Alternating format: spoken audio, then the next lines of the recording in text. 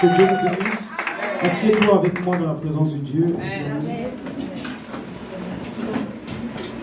Alléluia. Nous sommes dans le grand thème, la transformation de l'être. Amen. Amen. C'est vraiment quelque chose d'exceptionnel, ce thème.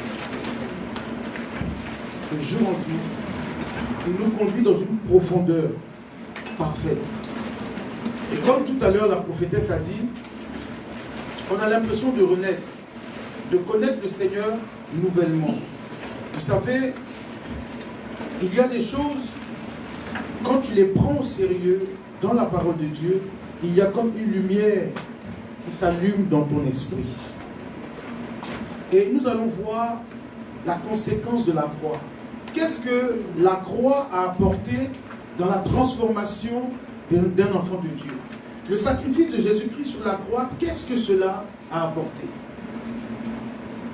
Parce qu'on voit que Jésus-Christ est mort sur la croix, il est ressuscité, il a vaincu la mort, mais qu'est-ce que ça nous a apporté? Alors nous allons prendre le livre de Romains que nous avons touché le dimanche dernier pour clôturer, Romains chapitre 3, et nous allons Romains 8 chapitre 3.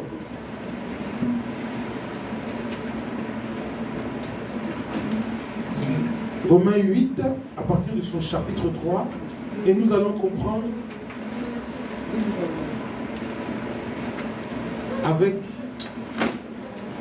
la compréhension que Dieu va nous donner. Oui. Romains 8 à partir du verset 3. Ah, excusez-moi, si j'ai dit chapitre 3. C'est Romains chapitre 8 verset 3. Oui. Car chose impossible à la loi. Car chose impossible à la loi. Parce que la chair la rendait sans force. La chair la rendait sans force. Dieu a condamné le péché dans la chair. En envoyant, à cause du péché, son propre Fils dans une chair semblable à celle du péché, et cela afin que la justice de la loi fût accomplie en nous, qui marchons non selon la chair, mais selon l'esprit. Quelqu'un dit Amen. Amen. Alors, j'aimerais expliquer que Dieu a condamné le péché dans la chair. Donc, chose que la loi ne pouvait pas faire, c'est-à-dire l'expiation de nos péchés, il a fallu que Dieu envoie son Fils, Jésus-Christ, afin que s'accomplisse, d'accord, la rédemption de tout homme. Donc, la Bible dit que Dieu a condamné le péché dans la chair. Et je vous ai expliqué que Jésus était le corps que Christ a emprunté pour venir sur la terre. Amen. Donc en Jésus, il y avait la personne de Dieu. Alléluia. Et donc, quand Jésus monte sur le poteau de la croix, il va se passer un événement. Il va porter en lui le péché de l'humanité. Amen. Donc, c'est-à-dire que toutes les mauvaises actions, tout ce qui faisait que la terre était sous le joug du malin. Amen. Tout ce qui faisait que l'homme ne pouvait pas être épanoui, que l'homme ne pouvait pas réussir. Ce jour-là, Jésus a pris cela sur lui. Amen. Donc, il a pris nos fautes, il a pris nos erreurs, il a pris nos condamnations, il a pris nos faiblesses et il les a emmenés sur la croix. Alléluia. Amen. Et lorsque Jésus se retrouve sur la croix, c'est le péché de l'humanité qui est sur la croix. Voilà pourquoi Jean-Baptiste, lorsqu'il a vu Jésus pour la première fois, il dit: voici l'agneau de Dieu qui ôte le péché du monde. Donc quand on dit ôter, c'est quoi? Enlever. Donc il dit, c'est lui qui va enlever le péché de l'humanité. L'humanité, c'est qui? C'est nous les hommes.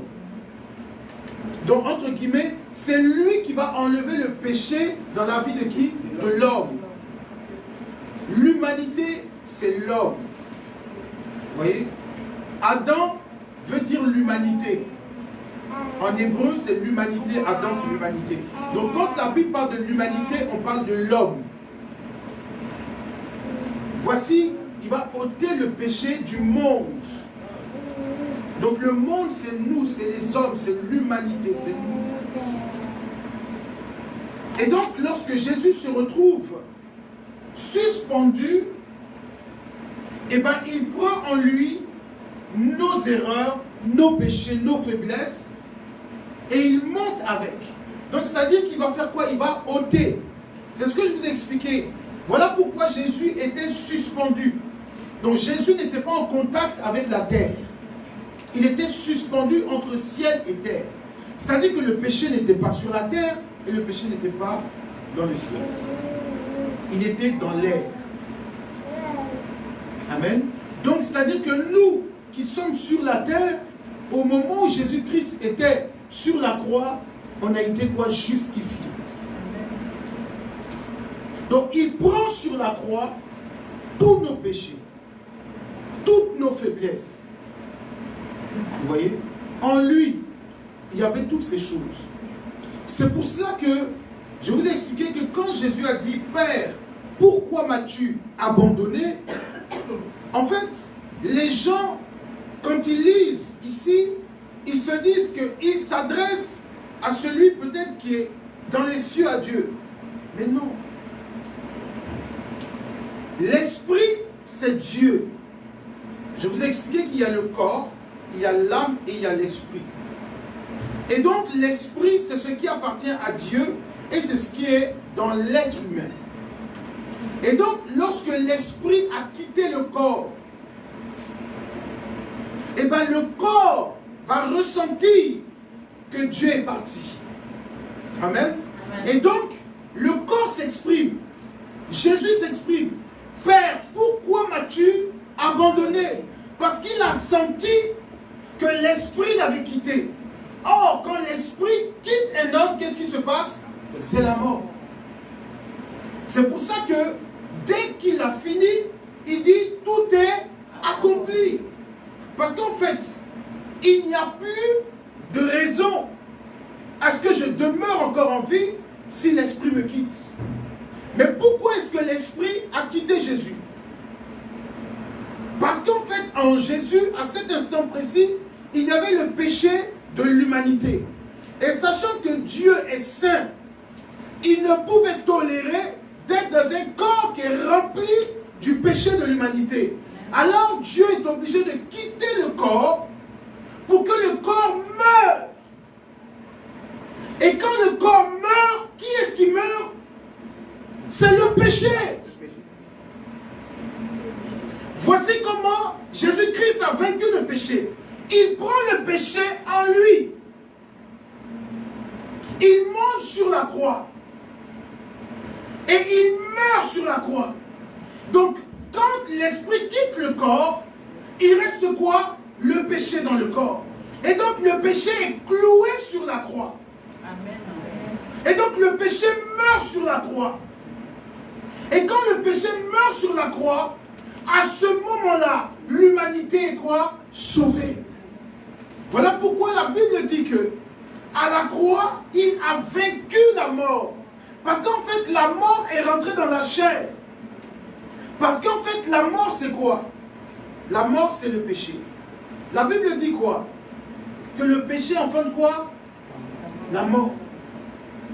Donc, en fait, la conséquence de la mort était en Jésus-Christ. Donc, toi, tu ne peux plus mourir de manière précoce. Parce que Jésus a vaincu cela sur la croix. Donc, toute ta vie est ramenée à la croix. Donc, notre évangile est centré sur la croix. On ne peut pas parler de Jésus sans parler de la croix.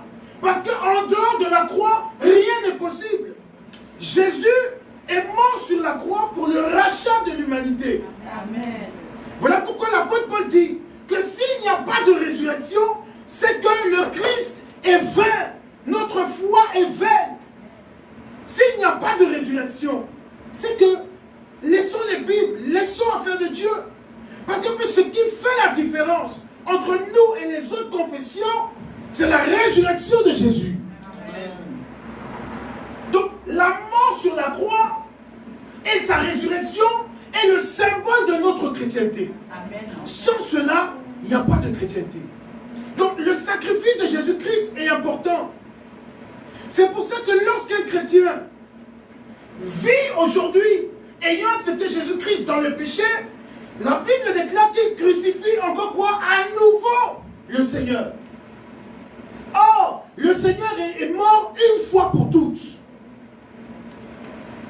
Donc, ce qui veut dire que si toi, par ton attitude, tu emmènes Christ encore sur la croix, c'est que tu n'es pas converti et tu n'es pas né de nouveau.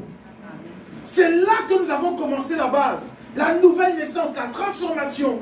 Parce qu'en réalité, lorsque Jésus-Christ est mort sur la croix, c'était le symbole de la nouvelle naissance. Il y a la chair qui meurt, et qu'est-ce qui vient à nouveau? C'est l'être spirituel qui naît. Donc, lorsque nous nous baptisons, la Bible dit quoi? Que nous sommes morts avec Christ et nous sommes ressuscités avec lui. Or, quand nous ressuscitons, c'est l'homme nouveau qui ressuscite. Et donc la chair meurt. Donc le baptême, c'est la mort et la résurrection. On a l'habitude de le dire. Eh bien, c'est la croix, le baptême. Le baptême, c'est la croix. Jésus-Christ nous a baptisés sur la croix. Il a détruit l'acte des ordonnances qui nous condamnaient. Donc, quand tu rentres dans l'eau du baptême, tu meurs. Et quand tu meurs, tu redeviens un être nouveau. Et donc, tout ce qui te condamnait a disparu. Et donc, le sacrifice de Jésus-Christ, c'est ça. Donc, un chrétien qui vit selon lui n'est pas encore converti. Parce que tu dois considérer le sacrifice qui a été fait sur la croix. Et quand tu considères ce sacrifice, eh bien ta vie spirituelle change. Elle change totalement. C'est-à-dire que tu te dis que Jésus est mort pour ne pas que je meure. Est-ce que tu comprends? Il y a des choses qui nous condamnaient. Mais parce que Jésus a payé le prix, nous avons été justifiés. Vous voyez? Donc, moi auparavant, qui était mauvais, qui était un sorcier, qui était un féticheur, qui était un voleur, un braqueur, lorsque j'ai accepté Jésus-Christ, eh bien j'ai été quoi? Racheté. Donc c'est le sacrifice de Jésus-Christ qui fait que nous sommes ici, assis dans ce lieu, étant dits chrétiens. C'est le sacrifice. S'il n'y avait pas ce sacrifice, il aurait été impossible pour nous d'accéder à Dieu. Pourquoi? Parce qu'en fait, on aurait été trop sale aux yeux de Dieu. Mais la Bible dit que par le sang de Jésus, nous avons été quoi? Justifiés, purifiés. Donc nos péchés ont été quoi? Effacés. Donc c'est la force. Donc comprenez qu'aujourd'hui, il n'y a plus de condamnation pour ceux qui sont en Jésus-Christ. C'est ça, Romains 8. La Bible dit, il n'y a donc maintenant aucune condamnation pour ceux qui sont en Jésus-Christ. Pourquoi il n'y a plus de condamnation? Tout simplement parce que ce qui nous condamnait a été quoi? A été coupé. Donc imaginez-vous un sorcier qui dit qu'il a droit sur ta vie. Il est en train de te mentir. Mais le problème qui se passe, c'est que si toi tu as foi en ce qu'il te dit, alors il peut t'attraper. Voilà pourquoi la Bible dit que la foi vient de quoi? Or la Bible dit qu'il a dépouillé le monde des ténèbres. Sur la croix, l'acte des ordonnances qui nous condamnait. C'est-à-dire que le droit légal du monde des ténèbres sur toi a été brisé sur la croix. Donc toi qui es là, tu as droit d'enfanter, tu as droit de te marier. Mais le problème qui se passe, c'est que nous, dans notre esprit, on nous a formatés sur les liens de famille, mais en réalité, ces liens-là, lorsque tu as réellement accepté Jésus-Christ, ils ont été quoi? Brisés. Mais le problème, c'est que nous, notre conversion, elle est bancale. commencer l'école du Seigneur. Parce que lorsque nous avons dit oui au Seigneur, nous étions censés abandonner notre mauvaise vie. Parce que c'est cette mauvaise vie-là qui nous condamnait. Que Christ a pris sur le poteau de la croix. Mais toi, quand tu t'es baptisé, tu as ramassé encore cette mauvaise vie et tu l'as reprise pour venir en Christ.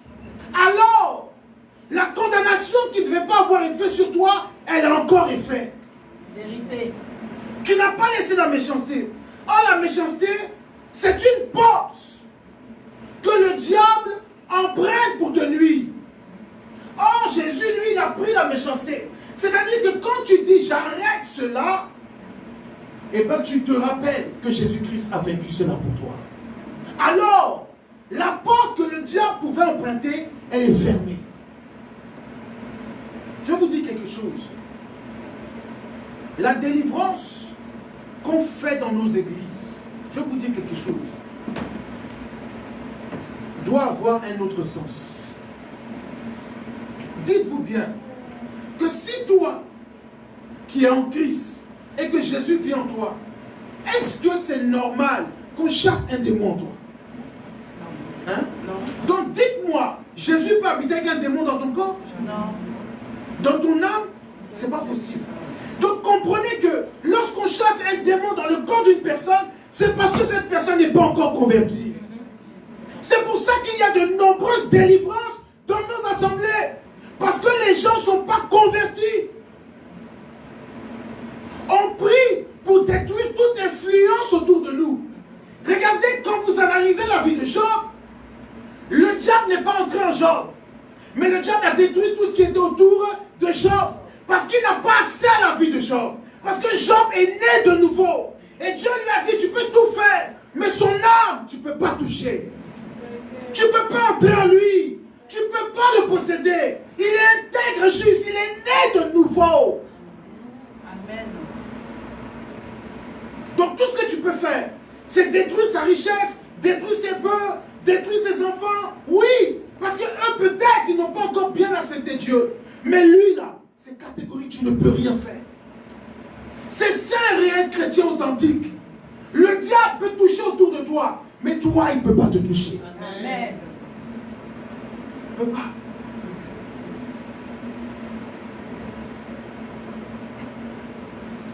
Dis-toi bien que toi, c'est l'âme, ce n'est pas le corps. Donc quand tu es malade, c'est ton corps qui l'affaiblit, ce n'est pas ton âme. C'est ton corps. Il veut te fatiguer. C'est pour cela qu'il a dit à Paul, ma grâce te suffit. Pourquoi? Parce que Paul était mal portant.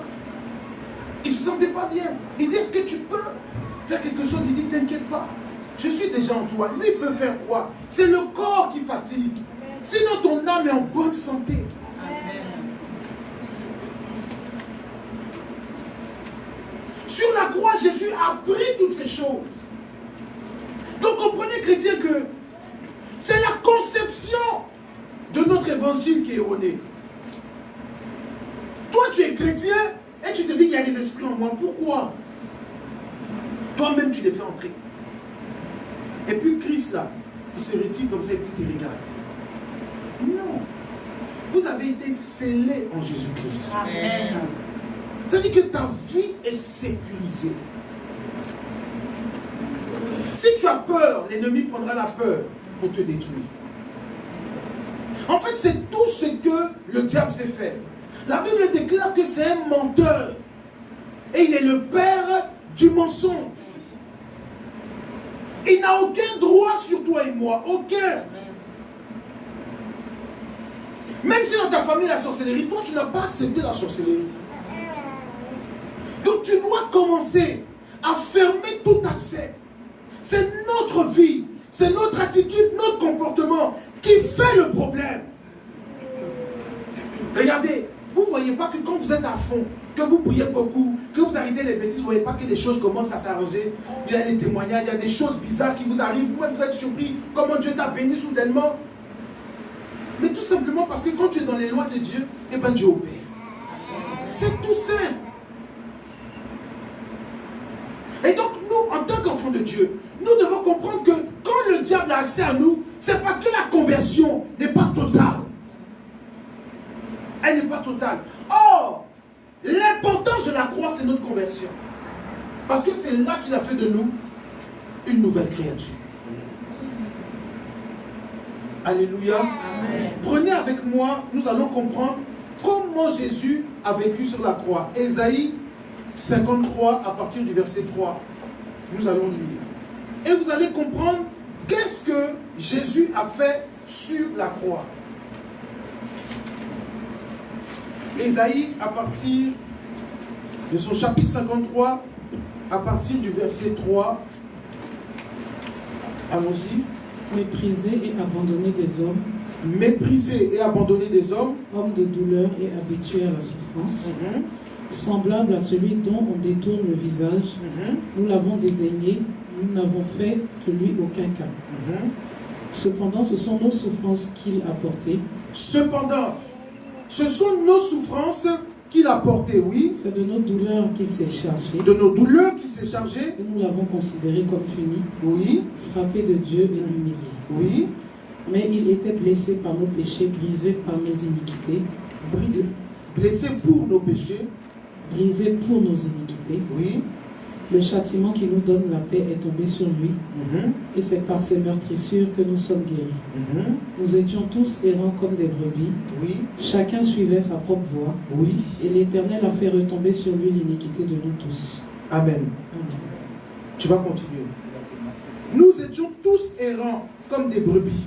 Voilà pourquoi il s'appelle le bon berger. Et la Bible déclare, nous étions tous errants comme des brebis, chacun suivait sa propre voie.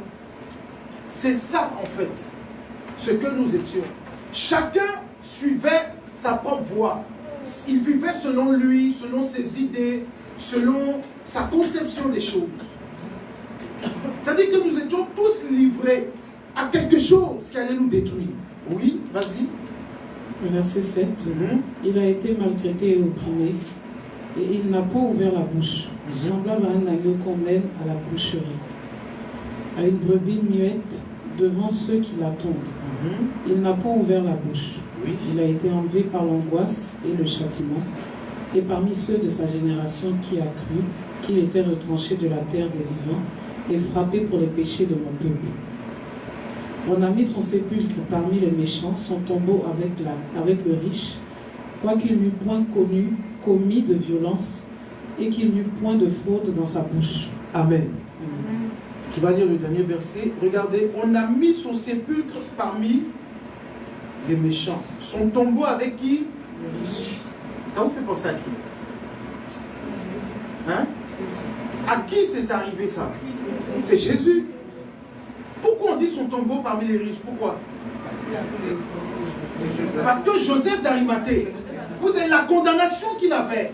D'accord? C'était la condamnation d'un brigand. C'est pour ça que, regardez, on dit, on a mis son sépulcre parmi les méchants et son tombeau avec les riches. En fait, sa sentence était la même sentence que les brigands. Mais il y a un homme qu'on appelle Joseph d'Arimathée. Qu'est-ce que lui il a fait? Il a donné lui son tombeau pour qu'on mette Jésus dedans. Ésaïe a vu la scène. Et Ésaïe ici prophétise l'agneau qui ôte le péché du monde. Il dit il était comme un agneau qu'on emmenait où? À l'abattoir. Donc ici Ésaïe est en train de relater quelque chose qui va se passer des milliers d'années plus tard. Il est en train d'expliquer. Ésaïe a vu quelque chose qui allait se passer, mais qui n'était pas de son époque, ni de son siècle. Il dit un homme va venir, c'est lui qui va porter le péché. Donc Ésaïe a vu quelque chose. Mais Ésaïe n'a pas compris que ce n'était pas de son siècle. Et moi, ce qui m'a frappé, c'est que on lui dit que son tombeau était parmi les riches. Avec le riche. Or, c'est bien l'image de Joseph d'Arimathée qui prend le corps pour le mettre où? À lui dans son sépulcre. Sinon, il aurait été jeté avec les bébés. Oui, fini. Verset 10. Il a plu à l'Éternel de le briser par la souffrance. Après avoir livré sa vie en sacrifice pour le péché, il verra une postérité et prolongera ce jour. Oui. Et l'œuvre de l'Éternel prospérera entre ses mains. Quelqu'un dit Amen. Amen. Donc, Jésus n'est pas quelque chose qui est arrivé d'un coup comme ça. Non, en fait, c'est un processus. C'est quelque chose qui a été annoncé. Et cette chose-là qui a été annoncée, c'est réalisé. Donc, ça dit que la prophétie d'Ésaïe s'est accomplie. Donc, il a porté un poids. Je veux, chrétien, qu'à compter d'aujourd'hui, qu'on marche de manière différente. Aimons-nous. La Bible dit supportons-nous. Ce qui veut dire que dans le christianisme, il y a des gens, des frères, des sœurs qu'on ne va pas supporter. Qui seront même insupportables. Mais Dieu nous dit, supportez-vous les uns les autres. Écoutez, très souvent, on arrive à supporter nos enfants. Pourquoi on les supporte? Parce qu'on les aime. Amen. Donc, en réalité, quand tu ne peux plus supporter quelqu'un, c'est parce qu'en fait, tu ne l'aimes pas. Est-ce que quelqu'un me comprend? Tu ne l'aimes pas. Ça dit que ton amour était d'un intérêt. Alléluia. Je pèse mes mots. Tu ne peux pas pardonner quelqu'un, tu ne peux pas aimer quelqu'un, tu ne peux pas accepter quelqu'un, c'est que tu ne l'as jamais aimé. Parce que la Bible déclare que l'amour pardonne tout. Vous savez, cette notion-là, quand quelqu'un n'est pas converti, il ne le comprend pas. Que pourquoi je vais accepter ça? Mais en réalité, en fait, tu dois accepter que tu le veuilles ou pas. Ta raison là, en fait, qu'elle se taise. Parce que c'est de l'orgueil quand tu parles comme ça. Parce que Jésus est mort pour ça. Si Jésus, toi, avait regardé ta mauvaise vie, ton sale caractère, ta méchanceté, et qu'il a dit que non, pour une personne comme ça, moi je ne vais pas à la croix, toi tu allais faire quoi? Jésus, lui, n'a même pas regardé. Et il dit, vous aussi, faites de même. Ne regardez pas aussi. Pardonnez. Parce que la croix prend toute sa valeur. Quand un homme arrive à faire comme Jésus, étant crucifié, il dit, Père, pardonne-leur, car ils ne savent pas ce qu'ils font. Ça dit que Jésus-Christ, à cet instant, comprend que les gens sont gérés par des esprits. Ils ne savent pas ce qu'ils font. C'est qu'ils sont envoûtés. Écoutez, si Jésus dit, ils ne savent pas ce qu'ils font, mais qu'est-ce qui fait qu'ils agissent comme ça? C'est un esprit.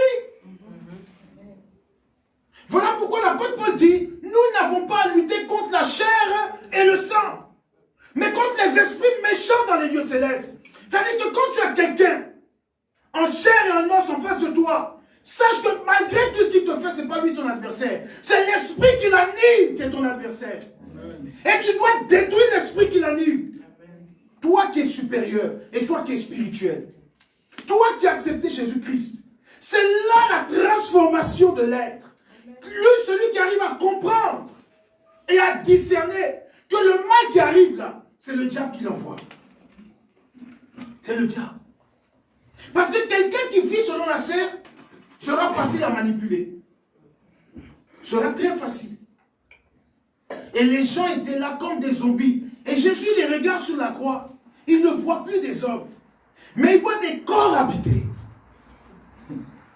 Il dit, Père, pardonne-leur car ils ne savent pas ce qu'ils font. C'est-à-dire que ceux qui sont là, ils pensent que c'est moi, ils font du mal. Ils sont ignorants. Aie pitié. Père, aie pitié. Je meurs pour ces gens-là. Que leur faute là retombe sur moi. Amen. Que leur faute retombe sur moi. Parce qu'en réalité, moi je suis venu pour eux. C'est ça que nous devons comprendre. Arrêtons de nous faire la guerre. Arrêtons de voir le méchant, le mal. Mais au moins ayons en nous les sentiments qui étaient en Jésus-Christ. C'est la transformation. C'est de ça qu'il s'agit, chrétien. Jésus revient bientôt. Jésus viendra prendre un cœur pur et sans tache. Dieu s'en fout de ce que tu sais faire. Non, moi, quand je prie, les malades sont guéris, Dieu s'en fout de ça. Non, moi quand je chante, les morts ressuscitent, c'est bien pour toi. Mais ton cœur là, il est mauvais, Dieu ne prend pas ça. Ça, c'est ce qu'on appelle les œuvres. Oh, la Bible dit que nous ne sommes pas sauvés par les œuvres. Mais nous sommes sauvés pour faire de bonnes œuvres. C'est différent. Ça veut dire que c'est pas parce que tu fais comme Papa Lito tous les dimanches, tu cries avec le micro que tu seras sauvé. Amen. Mais j'ai été sauvé pour faire ça. Non, c'est pas ça qui va me sauver. C'est ce que ça veut dire. C'est pas parce que je prêche que Dieu va me sauver. Non, Dieu m'a sauvé pour que je prêche. C'est ce qu'il faut comprendre. Non, moi je fais ton œuvre. Alors Seigneur, alors quoi? Dieu t'a sauvé pour ça. Alors fais-le. Mais ce que Dieu veut, c'est ton cœur. Là, ton cœur, là, il t'appartient à toi. Ce qui se dit dans ton cœur, c'est ta propre décision et ta propre volonté. Parce que quand tu viens faire le ministère, c'est pour Dieu. Mais quand dans ton cœur, il y a le mal, c'est pour toi. Quelqu'un m'a pas dit amen. Amen. Ouais, si tu es méchant, c'est pour toi. Parce que quand on se voit ici, là, ah non, Papa Lito, non, wow, c'est un grand pasteur. Tu connais mon cœur. Arrêtez de voir les gens pour dire qu'ils sont bons. Apparence. Moi, mais il travaille ma vie. Laissez-moi comme je suis. Personne n'est bon, c'est Dieu qui est bon. Amen. Quand les gens ils sont critiques, oh non, lui c'est un faux, c'est un vrai. Toi-même qui parles, tu es vrai. Toi-même qui parles, tu es comment? Si on veut regarder ta vie, on va trouver quelque chose. La Bible dit qu'il n'y a pas quelqu'un de bon sur la terre si ce n'est Dieu lui-même. Donc à quoi bon chercher le mal chez l'autre si forcément on va trouver le mal chez nous? C'est pour ça que Jésus a fait la croix. À la croix, Jésus il a pris pour tout le monde. Comme ça, nous tous là, on est à zéro. C'est pour ça que la Bible dit tu peux naître de nouveau. Recommencer à zéro ta nouvelle vie en Jésus-Christ. Ça dit que quand tu deviens chrétien, les compteurs reviennent à zéro. C'est à zéro. Ça dit que si quelqu'un t'a vu hier en train de faire quelque chose, si pendant la nuit tu es revenu à Christ, les compteurs sont à zéro. Maintenant, regardez combien de fois Jésus a mis nos compteurs à zéro. Mais maintenant, toi, compteur des autres, là, tu ne veux pas mettre à zéro. Or, la Bible dit, pardonne-leur. Comme nous pardonnons aussi à ceux qui nous ont offensés. En fait, ce que je suis en train de vous dire là, ça c'est la croix. C'est la croix. C'est la croix. Que la bonté soit un peu en nous. Amen. Quand je regarde notre église, j'ai pitié. L'église du 21e siècle me fait pitié. Les pasteurs s'aiment pas. Les chrétiens s'aiment pas. Il y a des églises qui sont meilleures que d'autres. Moi, je ne comprends pas, ça vient d'où ça? C'est le même corps de Christ. Si toi, Dieu t'a donné un 5 pièces, que moi, Dieu m'a donné un studio. Moi, je dors, toi, tu dors. Ah, oui. Tu te réveilles, je me réveille. Tu manges, je mange. Toi, ta cuisine fait 100 mètres carrés, moi, ça fait 5 mètres carrés. Je mange. Moi, je suis heureux comme ça. Toi, tu es heureux comme ça. Mais pourquoi tu veux m'écraser pour dire que toi, ta vie est meilleure que la mienne? Non. C'est ça, en fait, qui se passe. Jésus est mort pour Ephata. Jésus est mort pour ICC. Jésus est mort pour ACR.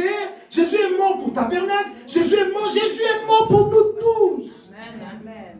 Il est mort pour nous tous. Donc il n'y a pas un meilleur endroit qu'un autre. C'est la grâce qui est différente. C'est la mission qui est différente. Amen. Jésus n'avait pas d'église. Non, on allait dire que Jésus c'était un petit pasteur. Il n'avait que 12 fidèles. Mais les 12 ont impacté le monde. Amen. Arrêtons d'être trop charnels. Comme non, lui il est meilleur que l'autre. Qui est meilleur que qui? Personne. Il y a des gens qui sont dans des villages. Quand tu vas t'asseoir à ses pieds, tu vas comprendre que tu ne connais même pas Dieu. C'est-à-dire qu'il a la science de Dieu et puis il est assis dans un village. Et il va t'apprendre Dieu. C'est pas ce qu'on fait. Aujourd'hui, les réseaux, ça nous blague. Tout le monde veut paraître sur les réseaux. Non, il a voyagé, il est dans l'avion. Non, il fait les nations. Quelle nation? Sinon, nous tous, on peut prendre billet d'avion pour voyager. Ça ne fait pas de nous prophètes des nations. Le plus important, c'est le sacrifice de Jésus-Christ. Amen. Le principal, c'est de prêcher que Jésus est mort pour nos fautes et qu'il est ressuscité pour nous donner la vie.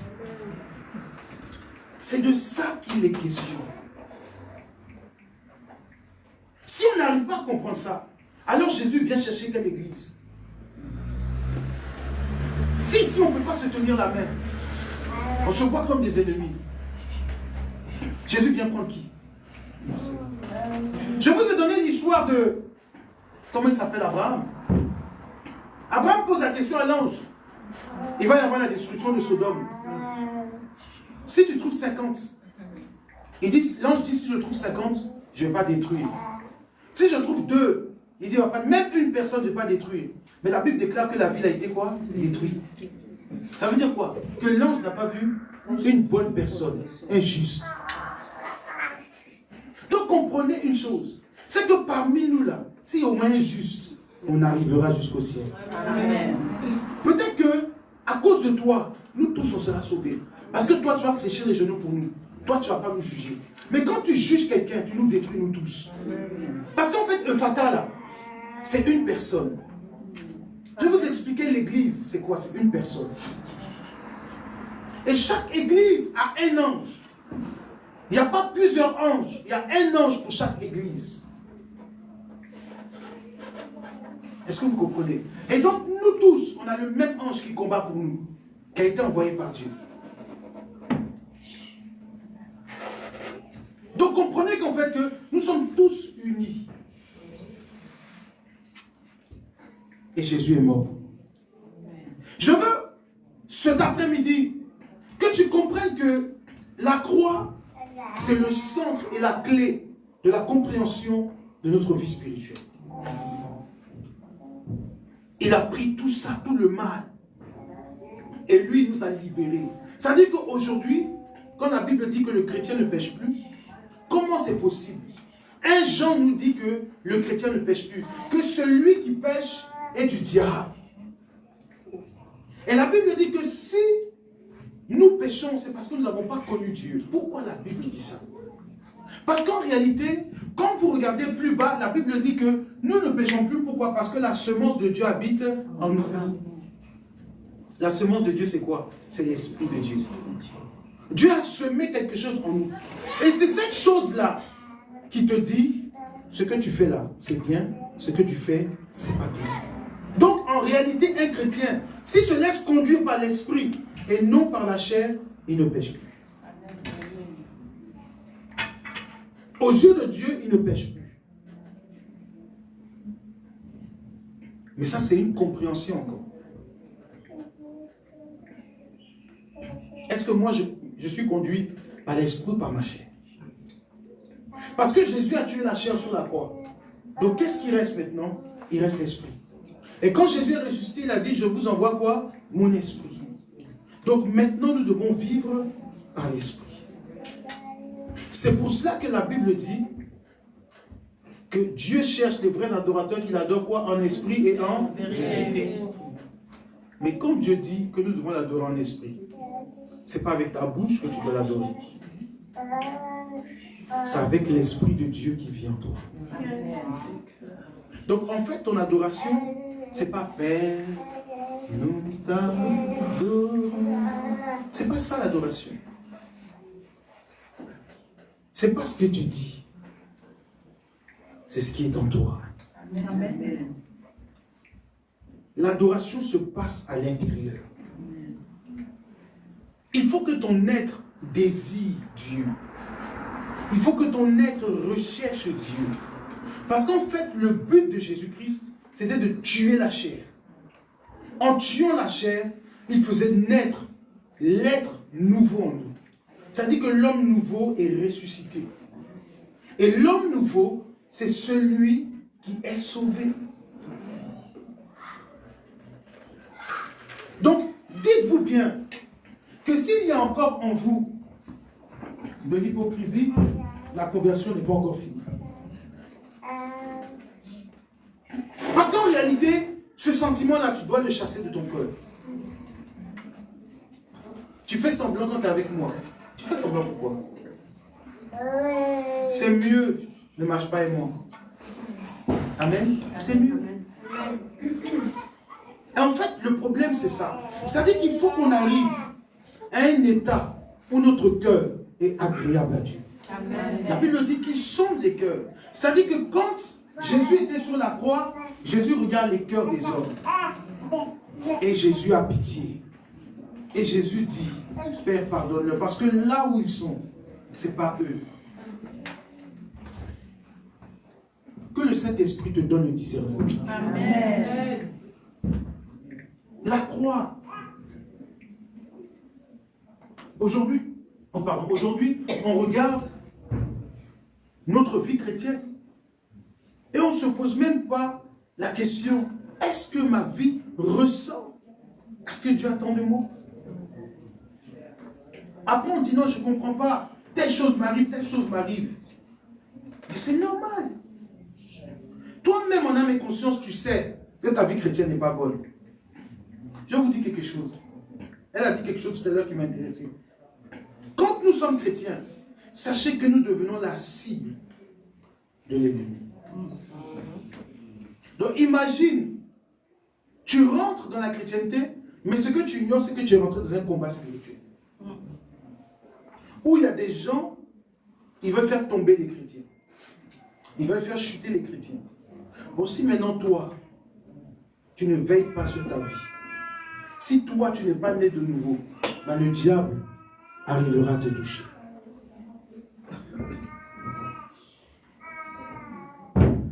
La prise de conscience, elle est importante. Moi, je veux que Ephata, on soit des réels enfants de Dieu. Amen. Le problème, c'est pas on est beaucoup, on n'est pas beaucoup. Ça, on s'en moque. Vous savez, Dieu va nous faire grandir quand nous, on sera prêts à la grandeur. Amen. Parce qu'en fait, les choses de Dieu, là, Dieu ne les donne pas comme ça. Amen. Dieu ne les donne pas comme ça.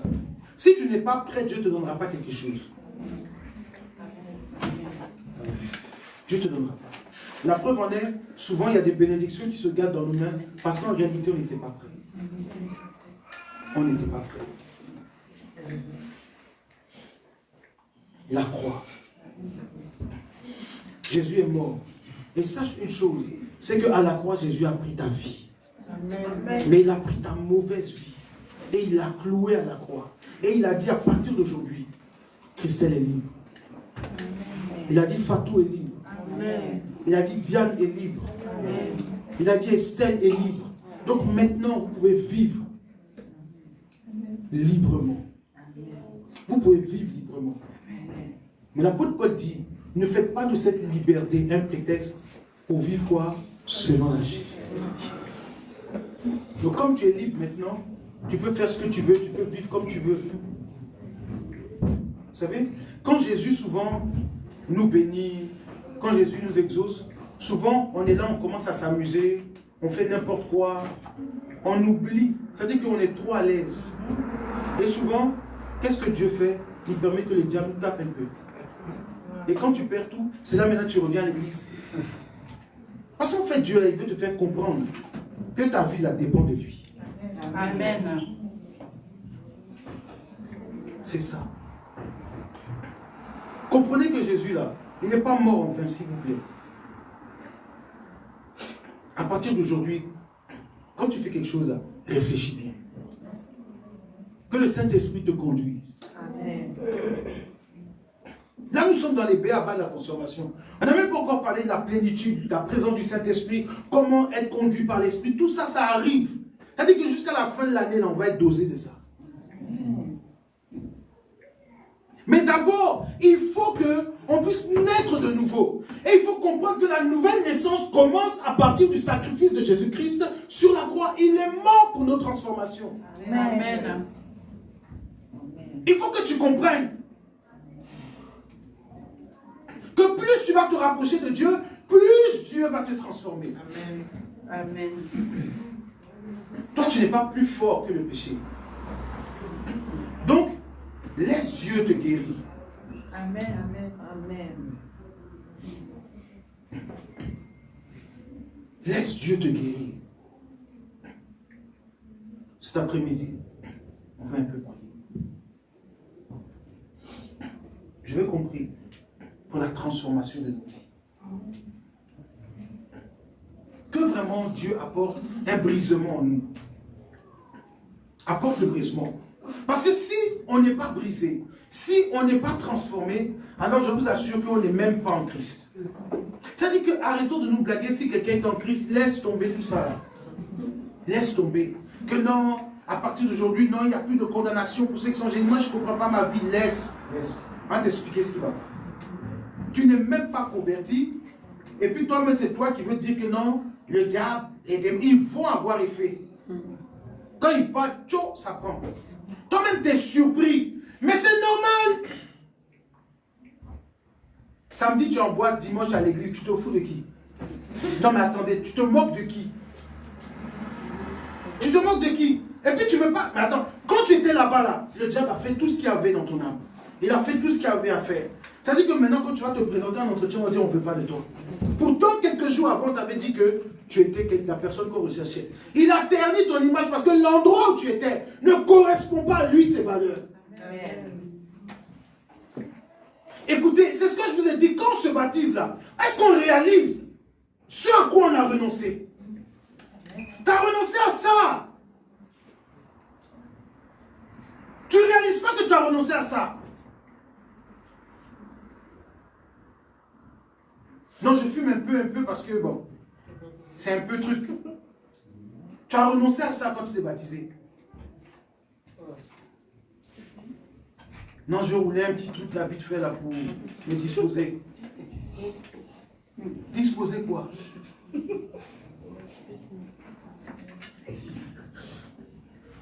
C'est là en fait qu'on est.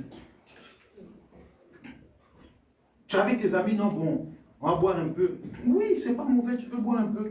Mais toi, tu vides les casiers, les bouteilles. Et puis un frère en Christ qui va te voir, l'état dans lequel il va te voir là. Il va te dire, mais vous là, vraiment, vous vous moquez de nous. Avec ça, non, viens à l'église, Jésus t'aime. Pourtant, c'est toi qui frappais les murs hier. Tu marches ici, tu marches là. Tu es sous. Mais est-ce que vous vous rendez compte de l'image qu'on donne?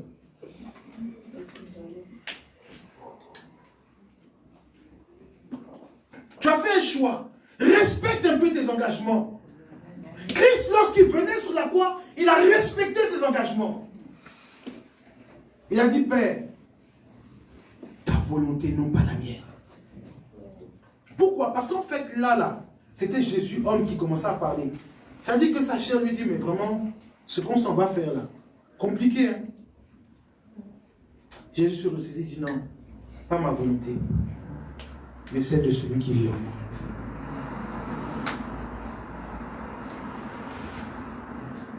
C'est facile. C'est facile de haïr. C'est facile de ne pas aimer. C'est facile de voler. Non, j'avais pas le choix. Si tu avais le choix. Tu as toujours le choix. Non, je fais ça parce qu'il m'aide un peu à payer mon loyer. Et après? Et après? Donc n'importe qui peut se coucher sur toi à cause du loyer. Est-ce que tu te respectes un peu? Est-ce que tu te respectes?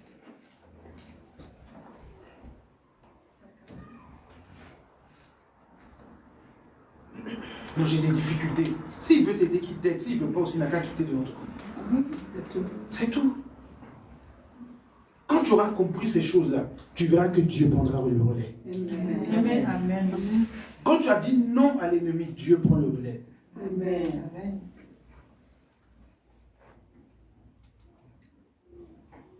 C'est ça en fait. On doit arriver à cette transformation-là. Arrêtons un peu. Non, je fais ça parce qu'il n'y a pas de parce que.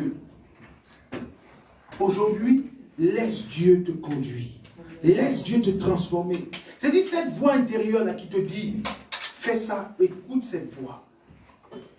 Écoute cette voix. On est là aujourd'hui, à chaque année recommencer certaines choses. Moi j'ai dit à Dieu, transforme-moi réellement. On n'est pas là pour montrer qu'on est mieux que quelqu'un. Non, on est là pour atteindre le niveau que Dieu attend de nous. Amen. Amen. Il y a un baromètre. Dieu a regardé Nebuchadnezzar, il dit, je t'ai pesé. Et je t'ai trouvé quoi? Léger. Il y a des gens que Dieu pèse. C'est pas les oba là, tu cries. La spiritualité, on n'a pas besoin de crier. Ah non, moi, non. Il y a quoi? Calme-toi. Où sont tes œuvres? C'est tout. La spiritualité, c'est tes œuvres. Tu sautes. C'est quoi? C'est tes œuvres. Est-ce que des vies sont transformées par ton passage? Est-ce que quand tu arrives dans une maison, il y a la paix ou il y a le désordre? Est-ce que quand tu rentres quelque part, il y a la guérison ou il y a le malheur? C'est ça en fait qu'il est question. Ta présence là, elle doit être source de vie. Amen. C'est tout. C'est là où on saura que vraiment toi, non, tu es un héritier du ciel. Amen. Mais tu arrives quelque part là, le feu même arrive. Gâtage même n'est pas permis. Attends, mais toi tu sers à quoi? Et tu viens nous prêcher l'évangile. Tu viens nous parler de Dieu. C'est pas comme ça l'évangile. La Bible déclare que ceux qui prêchent l'évangile là, qu'est-ce qui va leur arriver le jour du jugement?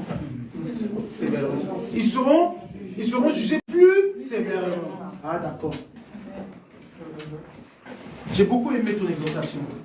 Ne soyons pas trop so. J'allais presser. Pour ça, tu seras jugé. Quand tu fais quelque chose, pose-toi la question, est-ce que c'est Dieu qui t'a envoyé? Parce que tout ce qui nous semble bon n'est pas bon pour Dieu. Non, c'est l'œuvre. Oui, mais Dieu ne t'a pas envoyé à faire cette œuvre-là. Écoutez, l'apôtre Paul voulait aller prêcher dans certaines villes. La Bible déclare que le Saint-Esprit l'en a quoi? Empêché. Bon, attendez, lui c'est un apôtre. Dieu lui dit, va prêcher partout. Il veut aller prêcher. Saint-Esprit dit, va pas là-bas. Parce qu'en fait, ce n'est pas partout que Dieu nous envoie. Est-ce que tu as demandé à Dieu, est-ce que ça là, je dois le faire? Apprenons à marcher par l'esprit et non par la chair. Parce que toi, tu vois que c'est bien, c'est pour Dieu. Mais Dieu ne cherche pas le bien, Dieu cherche sa volonté.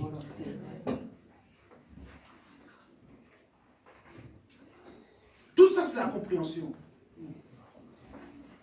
Parce que quand tu t'en vas prêcher là, tu es exposé. Même ceux qui prêchent sur les réseaux là, vous pensez que c'est un jeu. Je vais vous expliquer juste un truc et puis on va prier. Vous savez que être sur les réseaux, tu prêches sur les réseaux, ou bien quelqu'un t'enseigne. Est-ce que tu sais que si la personne a un mauvais esprit peut t'envoûter? Vous savez que les réseaux là, en fait c'est virtuel. Hein? La spiritualité elle est virtuelle. C'est-à-dire que peu importe la distance, hein, ils t'en foutent par des paroles. Pourquoi? Parce qu'en fait ton esprit là, il capte ce qu'il dit. C'est comme ça.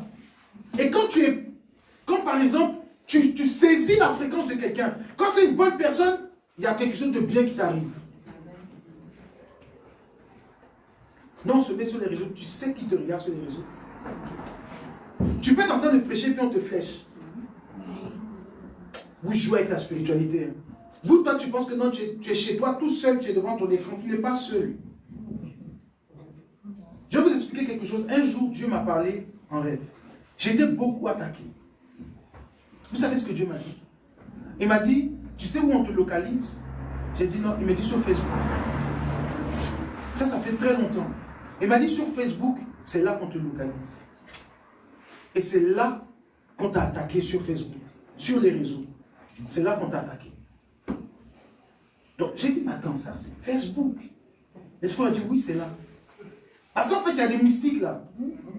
Ils rentrent sur Facebook, tu as ta page, ils téléchargent ta photo. Faut vous jouer la spiritualité. Non, c'est pas moi qui ai donné, mais lui il a pris. Aujourd'hui, là, tout le monde peut prendre une photo de n'importe qui. Toi, tu n'as même pas de bonne spiritualité, c'est toi qui te mets dans tous les sens. Fais très attention. La spiritualité, là, c'est un niveau.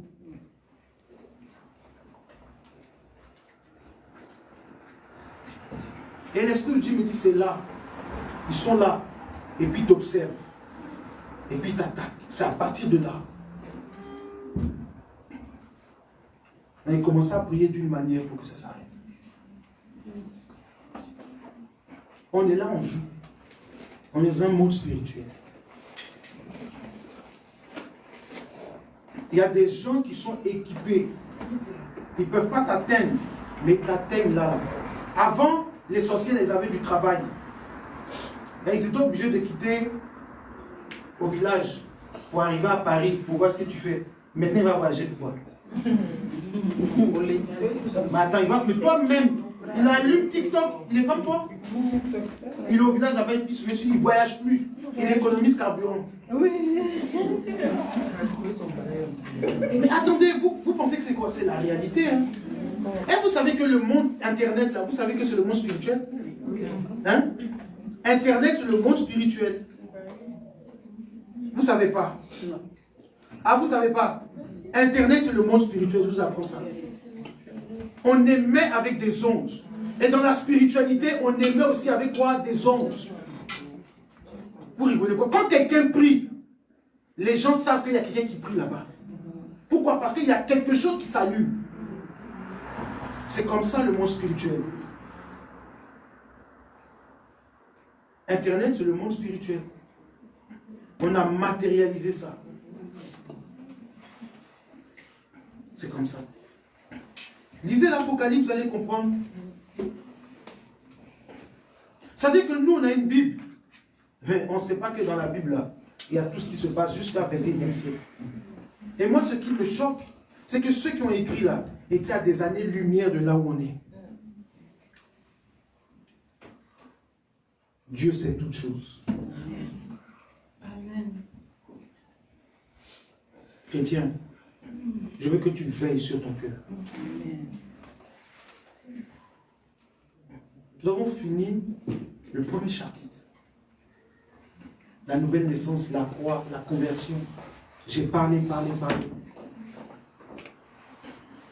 À partir de la semaine prochaine, on va parler maintenant de comment on marche en tant que chrétien.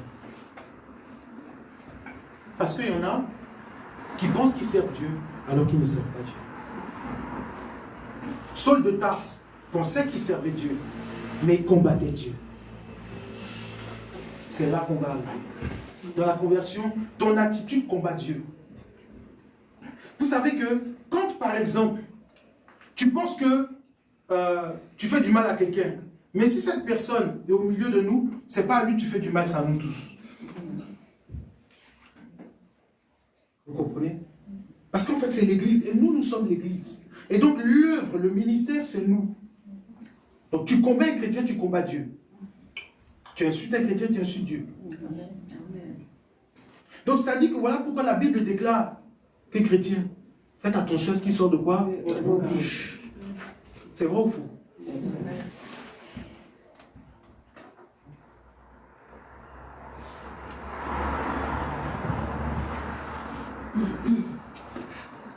Moi, la vérité, maintenant, j'ai compris une chose. Tu ne m'arranges pas là. Je continue. Je fais comme Abraham, je continue. On se voit. Ayoka, bonjour. La vie continue. Si on n'est pas fait pour être ensemble, c'est pas pour autant qu'on doit être quoi? Les ennemis. Abraham a dit à Lot, tu vas à gauche et à droite. Mais le jour que Lot a eu problème, c'est qui a couru? C'est Abraham. Pour dire qu'en fait, il y a une différence entre séparation et division. On va beaucoup étudier la parole de Dieu, je vous assure. C'est là qu'on va comprendre où est-ce que nous sommes.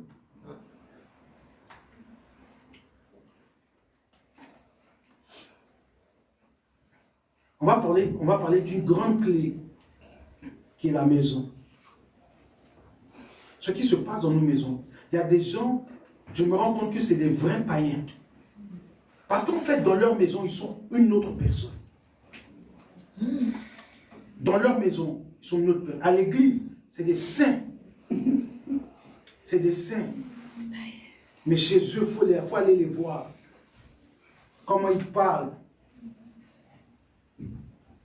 Comment ils insultent les gens dans leur maison. Or, la Bible déclare que moi et ma maison, c'est la maison, c'est quoi? C'est l'enclos familial. Le premier ministère commence dans la maison. C'est pour ça que la Bible dit, si tu ne peux pas diriger ta maison, c'est que tu ne peux pas diriger une église.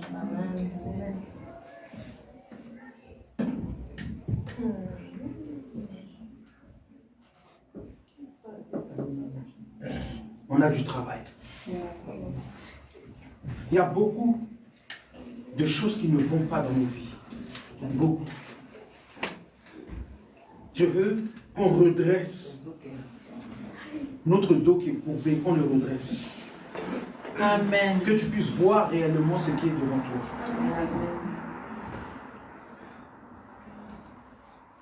Amen. Amen. Les enseignements vont nous blesser, ça je vous dis. Soyez prêts. Et moi-même, quand j'étudie, ça me blesse d'abord, moi-même. Donc je suis là déjà, je médite juste quand il médite. Souvent, je suis assis là comme ça. Le moniteur passe et dit, hey, qu'est-ce que tu as un problème? Je dis, médite. 2 jours là, ça me fatigue. Parce que je me dis, waouh, qu'est-ce qu'on n'a pas compris? Comment est-ce qu'on a vécu jusqu'à aujourd'hui? Comment? Il est l'heure du changement. Amen. Amen. Vous allez voir des grands témoignages. Même une personne qui est malade, je vous assure, quand toi-même déjà il y a la paix en toi, il y a une guérison interne qui se fait. Amen. Il y a une guérison interne.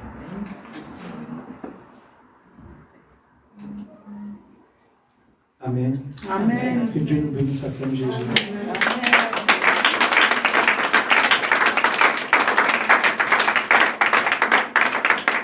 Alors, n'oubliez pas, le vendredi, nous serons là même.